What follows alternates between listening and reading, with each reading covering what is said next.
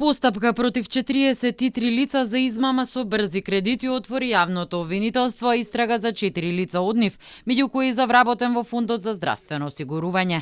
Од јули 2022 година започнале измамите со цел осомничените да си прибават имотна корист од најмалку 47.000 евра.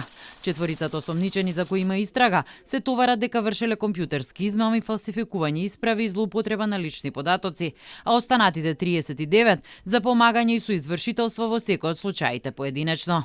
Така дел од осомничените спротивно на условите утврдени со закони, без согласност на граѓаните, користеле туѓи лични податоци, правеле лажни јавни исправи и преправале вистински јавни исправи со намера таквите исправи да се употребат како вистински.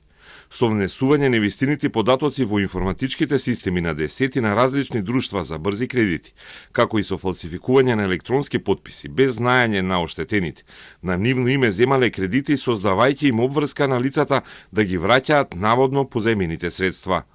Еден дел од осомничените при тоа лажирале податоци и невработените лица ги прикажувале како вработени и кредитоспособни и од кредитните друштва излекувале пари кои потоа не можеле да се наплатат. Во тоа помагал и вработениот од Фондот за здравствено осигурување, обезбедувајќи им податоци преку својот компјутер од електронскиот систем, а шемата според обвинителството потоа одела вака. Лажните податоци лицата ги користеле за да подигнат и по неколку кредити од различни друштва во еден ден.